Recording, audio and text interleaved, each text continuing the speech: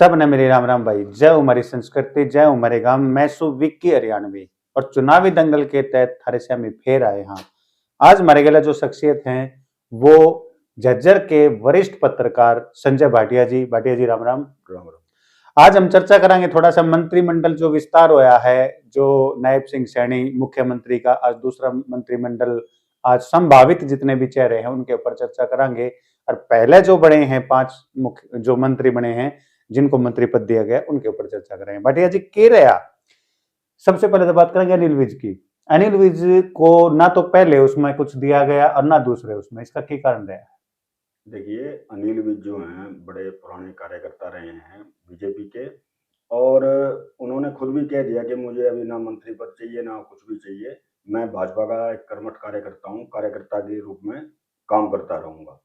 लेकिन वहाँ दूसरी ओर देखा जाए, जो भाजपा भारतीय जनता पार्टी जो चलती है जिस हिसाब से, उस हिसाब से जिस प्रकार से अनिल विज जी रूस कर निकल आए थे जब पहला मीटिंग थी, तो अब ये तो बिल्कुल सच्चाई है कि प्रधानमंत्री मोदी और अमित शाह जी ये बिल्कुल सहन नहीं करते हैं कि पार्टी के लीग से हटके कोई व्यक्ति अपने आप को बड़ा माने।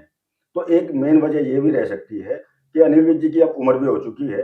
तो भाजपा की एक बिल्कुल अपने जो पॉलिसी है उसके अंदर ये है कि जो बुजुर्ग होते जा रहे हैं, बड़े होते जा रहे हैं, उन्हें धीरे धीरे किनारा किया जा रहा है।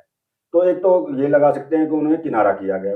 वो पहले, अब तो अनिल विज जी ये खुद ही कह रहे हैं कि भाई मेरा कोई शौक नहीं है या मेरी कोई इच्छा नहीं है। लेकिन सच्चाई ये है कि उनकी उम्र को देखते हुए धीरे धीरे उन्हें किनारा करके युवा नेतृत्व को मौका दिया जाएगा।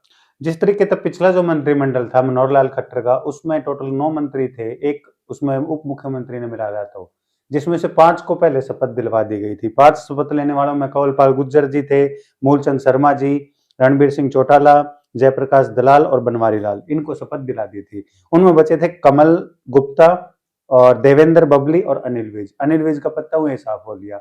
देवेंद्र बबली की क्या बात रही?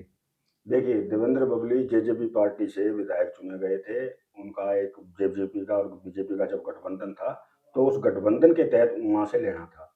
अब जेजेपी को इन्होंने बाहर कर दिया है, तो जेजेपी का तो अभी कोई मतलब नहीं है। ठीक है, देवेंद्र बबली बाहर से बेशक समर्थन दे सकते हैं बीजेपी को, लेकिन बीजेपी अभी अपने जो विधायक हैं, यानी कि बीजेपी के जो विधायक हैं, उनको संतुष्ट करना चाहती है। और रही बात ये रणजीत चौटाला, ये भी निर्दलीय विधायक हैं। अब इन्हें क्यों रखा गया? क्योंकि रणजीत चौटाला आरंभ से ही बीजेपी को, जब बीजेपी की सरकार आई बनी, तो उन्होंने स्वयं दे दिया था। और उन्हें चौटाला परिवार से, देखिए चौटाला परिवार बहुत बड़ा परिवार है और उनकी पूरे हरियाणा के अंदर पैठ है। अब एक इस बात को भी लगाया जा सकता है कि दुष्यंत चौटाला को हटाने के बाद रणजीत चौटाला को रखना, यानी कि चौटाला खानदान में से किसी एक ऐसे व्यक्तित्व को रखना जिसका प्रभाव हरियाणा के अंदर दिखाई दे। तो ये तो एक मेन वजह रही है रणजीत चौटाला जी की। और रही आपने बबली वाली बात करी है, तो बबली का तो अभी मुझे उम्मीद नहीं है कि बबली को लिया जाएगा। वो भी इसलिए मैंने बताया क्योंकि वो जेजेपी पार्टी से थे, बीजेपी से उनका कोई संबंध नहीं था। हाँ ठीक है, पूर्व मुख्यमंत्री मनोहर लाल खट्टर के साथ उनकी नजदीकियां पिछले काफी दिनों से बढ़ी थी और उम्मीद भी लोगों को थी कि, लेकिन अब बीजेपी की ये मजबूरी है कि आगामी लोकसभा चुनाव और उसके पश्चात विधानसभा चुनाव, क्योंकि उनकी पार्टी के जो कट्टर विधायक हैं या जिनका संघ से संबंध रहा है, जो पार्टी पर समर्पित रहे हैं, उनको भी बीजेपी अब मौका देना चाहती है। मौका देना चाहती है। टोटल 9 जो थे मंत्री वो मनोहर लाल खट्टर की सरकार में थे, जिसमें से 6 को मौका, 5 को दे चुके हैं और छठे का नाम जो है वो चर्चा में है, वो है कमल गुप्ता जी, हिसार से सिटिंग एमएलए। उनके पास शहरी और विकास मंत्रालय था, तो उनको मौका मिल सका है। अब बात करेंगे जो 7 जो आज शपथ ले सके हैं, 7 संभावित चेहरे, उसमें से सबसे पहला चेहरा मैं आपको बता ही चुका हूं, कमलनाथ जी हैं। अब कमल गुप्ता, सॉरी कमल गुप्ता जी हैं। अभय सिंह यादव हैं, वो नांगल चौधरी से हैं एमएलए, उनको मौका मिल सकता है। सीमा तीरखा जी हैं, वो बड़खल से जो हैं वो एमएलए हैं। और संजय सिंह सोना से एमएलए हैं। और महिपाल डांडा, पानीपत का ग्रामीण क्षेत्र बहुत बड़ा माना जा रहा है, बहुत बड़ी पैठ है वहां पे महिपाल डांडा की, वो महिपाल डांडा जी उसके हैं। सुभाष सुधा जी हैं थानेसर, पानीपत के बाद थानेसर का जो है वो बहुत बड़ा वोट बैंक है। और विशंबर सिंह जो हैं भवानी खेड़ा से। ये जो संभावित चेहरे जो हैं वो 7 चेहरे आज शाम तक जो है शपथ ग्रहण इनकी हो सका है। तो नया जो मंत्रिमंडल बना है उसमें तो 6 पुराने लिए गए हैं और 6 नए लिए गए हैं। ये थोड़ा सा इस मंत्रिमंडल तय हटकन है, क्योंकि अभी लोकसभा चुनाव आने वाले हैं और आचार संहिता लग चुकी है। थोड़ा सा बात करेंगे रोहतक लोकसभा के ऊपर। रोहतक लोकसभा में हालांकि कांग्रेस की तरफ से 10 में से एक भी सीट अभी डिक्लेयर नहीं हुई, लेकिन एक फिक्स मानी जावे कि दीपेंद्र सिंह हुड्डा तो रोहतक तक लड़ेंगे ही लड़ेंगे। लेकिन बीजेपी अपनी सीट 6 सीट जो है डिक्लेयर कर चुकी है, जिसमें 4 सीट बची हैं। इसमें मेन रोहतक, रोहतक के बाद अपना जो सोनीपत, सोनीपत के बाद अपनी हिसार और कुरुक्षेत्र। इसमें आपको क्या लगता है रोहतक सीट से कौन कैंडिडेट आ सकता है बीजेपी की तरफ से? देखिए, अब बीजेपी, ये तो सबको पता है हरियाणा में रोहतक लोकसभा जो है एक हॉट सीट है पूरे हरियाणा के अंदर। लेकिन अब हॉट सीट कुरुक्षेत्र भी बन चुकी है, हॉट सीट अब सोनीपत भी बन चुकी है और हॉट सीट हिसार भी बन चुकी है। वो इसलिए बन चुकी है क्योंकि बीजेपी ने अभी ये 4 सीटों पर अपने उम्मीदवार नहीं, यानी कि बीजेपी अभी असमंजस की स्थिति में है कि विपक्ष के मुकाबले में ऐसे कौन से प्रत्याशी यहाँ से उतारे जाएं जो कि पूरा जीत सकें, यानी कि 10 की 10 जो बीजेपी का सपना है उसका पूरा कर सकें। अब रही बात अपन रोहतक लोकसभा की, इसलिए करते हैं कि हम रोहतक के अंदर ही बात कर रहे हैं, रोहतक में, पुराने रोहतक में। तो रोहतक वाली सीट जो है, दीपेंद्र हुड्डा एक सशक्त उम्मीदवार पहले भी थे और आज भी, ठीक है ना जी, कि ये नहीं है कि पिछली बार हार गए थे तो वो कमजोर थे, सशक्त पहले भी थे और आज भी हैं। और आज की जो स्थिति है उसमें दीपेंद्र हुड्डा नंबर 1 बनकर उभरे हैं। अच्छा, वर्तमान सांसद हैं डॉक्टर अरविंद शर्मा। अब आम धारणा ये बन चुकी है मतदाता के बीच में कि डॉक्टर अरविंद शर्मा ही इतने योग्य होते तो बीजेपी उन्हें पहली लिस्ट में जारी कर देती। बिल्कुल, यानी कि बीजेपी ही नहीं चाह रही है कि डॉक्टर अरविंद शर्मा को इस बार भी उतारा जाए। अब इसके अलावा और कौन आएगा, इस पर भी बीजेपी बड़ा मंथन किया होगा। बाबा बालकनाथ जी का भी नाम आया है, जो मठ के बड़े मठाधीश हैं, स्थलबौर मठ के, उनका नाम आया। एक रणदीप हुड्डा हैं, उनका भी बड़ा नाम चला। ओम प्रकाश धनखड़ जी का भी नाम चला। तो अब इन नामों के ऊपर मेरे तो आकलन ऐसा लग रहा है कि आखिरी निर्णय यही रहेगा कि एक बार फिर से डॉक्टर अरविंद शर्मा को टिकट दिया जाए, क्योंकि अन्य जो नाम है ना वो डॉक्टर अरविंद शर्मा के मुकाबले में थोड़े से ज्यादा बड़े नाम नहीं है, कि जिताऊ नाम नहीं है, क्योंकि डॉक्टर अरविंद शर्मा का एक अलग ही क्रेज है अपना। क्या इसका एक कारण यह भी हो सकता है भाटिया जी, जाट के ऊपर दाव नहीं खेलना चाह रही बीजेपी? यदि जाट के मुकाबले में जाट कोई कैंडिडेट आ गया है तो उसने आसानी हरा देंगे दीपेंद्र सिंह हुड्डा, कोई एक कारण यह भी हो सकता है? नहीं, देखिए, अब ये तो हम लोग कहते हैं ना, अब बीजेपी का जो ऊपर वाला जो मंथन करते हैं, जो इनकी कोर टीम है, उसको इस बात से फर्क नहीं पड़ता है, उनके अलग एक अपने सर्वे हैं।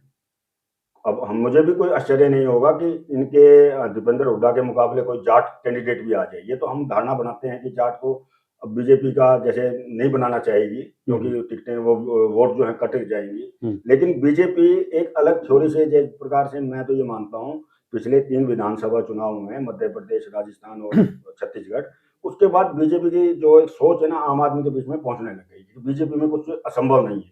तो हम अभी ये नहीं कह सकते कि जाट उम्मीदवार नहीं आ सकता है, जाट उम्मीदवार भी आ सकता है। लेकिन मुझे ये लगता है कि पूरा मंथन के बाद आखिर में बीजेपी यही डिसाइड करेगी कि क्यों ना एक बार फिर से डॉक्टर अरविंद शर्मा पर ही दाव खेला जाए। यदि डॉक्टर अरविंद शर्मा पर दाव खेला जाता है तो आप इतने साल से राजनीतिक विशेषज्ञ रहे हो, आप काफी अच्छा आकलन करते हो, तो आपने क्या लगा है, क्या दीपेंद्र सिंह हुड्डा का पंजा जो है उसके ऊपर भारी पड़ेगा मोदी की गारंटी में? देखिए, दीपेंद्र मोदी साहब की, ये तो हम मानते हैं कि पूरा भारत में एक लहर चल रही है, ब्रांड मोदी है भारतीय जनता पार्टी में। पूरी भारतीय जनता पार्टी में सिर्फ नरेंद्र मोदी जी हैं जो एक ब्रांड है, एक चेहरा है भारतीय जनता पार्टी के पास। और ये भी सच है कि लोग उनकी बातों पर यकीन भी करते हैं। लेकिन बात रोहतक लोकसभा क्षेत्र की जाए तो मैं रोहतक लोकसभा क्षेत्र से यही कहूँगा कि दीपेंद्र सिंह हुड्डा भी कोई ब्रांड से कम नहीं है। यानी कि उनकी एक वैल्यू है, उनकी एक फैन फॉलोइंग है। लोगों को अब भी यकीन है कि बेशक वो विपक्ष में बैठेंगे जीतने के बाद भी, लेकिन वो काम करवाएंगे, क्षेत्र के लोगों के काम करवाएंगे। तो इस उम्मीद के साथ दीपेंद्र को भेजा जा रहा है। भाटिया जी, आप इस बात को मानोगे कि भाई दीपेंद्र को यदि वोट मिलेंगी तो वो राहुल के चेहरे पे नहीं, दीपेंद्र अपने चेहरे पे वोट लेके आएगा? जो जो चेहरा लोगों के सामने है वो दीपेंद्र का है। दीपेंद्र इतने मिलनसार हैं, लोगों के साथ जुड़े हुए हैं। आपने भी देखा होगा, झज्जर से हम हैं, झज्जर से आप हो, 4 बार आ चुके हैं झज्जर में, और आम लोगों से जिस तरीके से मिल रहे हैं, जिस तरीके से उनकी कैंपेनिंग चल रही है, कहीं ना कहीं काफी मजबूती जो है वो अपनी पार्टी को भी और अपने आप को दे रहे हैं। आपको लगता है यदि दीपेंद्र सिंह हुड्डा जीत जाते हैं तो कांग्रेस के लिए विधानसभा कितना आसान होगा? ये तो दीपेंद्र भी खुद कहते हैं अपने, अब उन्होंने तो मंचों से भी कहना शुरू कर दिया है कि उनका जो लोकसभा क्षेत्र रोहतक है, यहाँ की जीत जो है चंडीगढ़ का रास्ता तय करेगी, यानी कि चंडीगढ़ में सरकार बनाएगी। अब बात ये भी सच है कि पिछली बार 10 की 10 लोकसभा सीटें कांग्रेस हार गई थी। अब कांग्रेस को भी एक बूंद पानी चाहिए, यानी कि राजनीति में रहने के लिए। अब उनका टारगेट रोहतक आसान टारगेट मानती है कांग्रेस, यहाँ से जीतेंगे। और जैसे सर्वे भी बड़े सर्वे बता रहे हैं कि 4 से 5 सीटें कांग्रेस की आ सकती हैं, 4 से 5 नहीं भी आई तो 2 से 3 सीटें तो आ ही जाएंगी, तो वो कांग्रेस के लिए संजीवनी का काम करेंगे। और दीपेंद्र सिंह हुड्डा का जीतना बहुत आवश्यक है। और अब लग रहा है जिस प्रकार से माहौल बना है, तो दीपेंद्र सिंह हुड्डा तो इस टाइम नंबर 1 पर दिखाई दे रहे हैं, और ये बात सच है।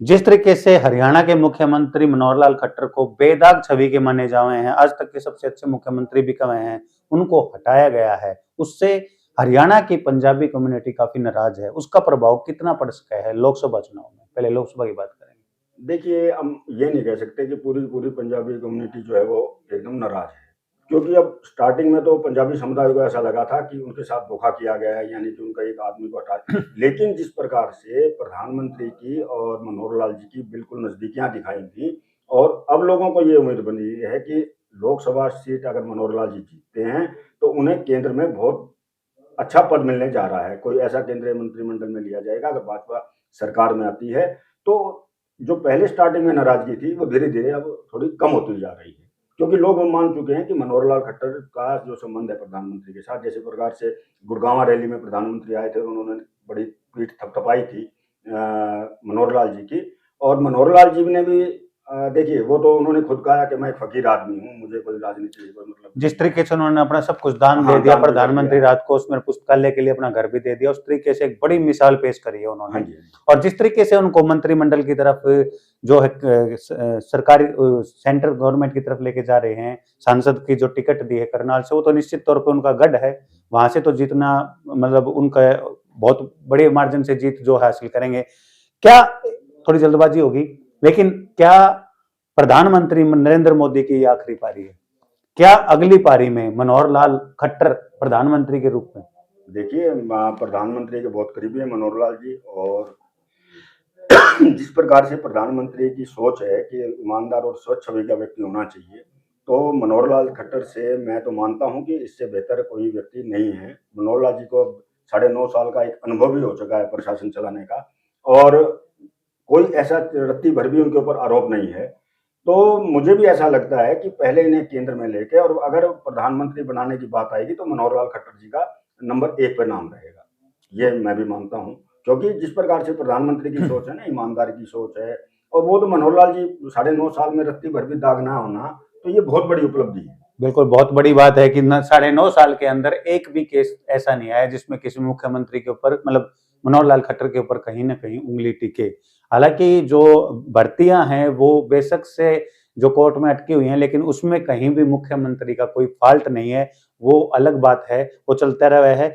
इस तरह की जो राजनीतिक चर्चा है लगातार हमारी जो है होती रहेंगी। संजय भाटिया जी भी हमारे साथ जुड़े रहेंगे, क्योंकि चुनावी सरगर्मियां बहुत तेज हो रही है। हमने आज बात करी जो नायब सिंह सैनी हमारे नए मुख्यमंत्री हैं, उनका पार्ट 2 जो मंत्रिमंडल है उसके ऊपर डिस्कस किया। बाद में एक बार और बता दूं भाई, आज के जो संभावित चेहरे हैं भाटिया जी, आज के संभावित चेहरों में हैं हमारे कमल गुप्ता जी हिसार से एमएलए, अभय सिंह यादव जी नांगल चौधरी से जो एमएलए हैं वो, सीमा तीरखा जी बड़खल से, संजय सिंह सोना से, महिपाल ढांडा जो हैं वो पानीपत ग्रामीण क्षेत्र से जो एमएलए हैं वो, और सुभाष सुधा जी थानेसर से एमएलए, और लास्ट हैं विशंबर सिंह जी भवानी खेड़ा से। इन 7 चेहरों के ऊपर आज जो है वो संभावना जताई जा रही है, सारे चैनल भी बता रहे हैं, और सारी संभावना इन्हीं 7 पे है। जो पिछला मंत्रिमंडल था, मैंने पहले बता दिया कि 9 में से 5 पहले ले चुके थे, आज कमल गुप्ता जी को ले लिया, 3 की टिकट कट चुकी है, 3 का नाम हम डिस्कस कर चुके हैं, देवेंद्र बबली, अनिल विज और दुष्यंत चौटाला। इनकी बात, दुष्यंत चौटाला और बबली जो हैं वो जेजेपी से थे, और अनिल विज अपनी नाराजगी की वजह से अपना जो है पद खो चुके हैं। ये बात रहेगी। आगे भी जितनी भी राजनीतिक सरगर्मियां तेज होती रहेंगी, हमारी भी बातचीत तथा जुड़ते रहेंगे। और भाटिया जी आपका बहुत बहुत धन्यवाद हमसे जुड़ने के लिए। वीडियो ने घनी शेयर कर दियो भाई, चैनल ने सब्सक्राइब कर दियो। सब ने मेरी राम राम भाई, सब ने मेरी राम राम।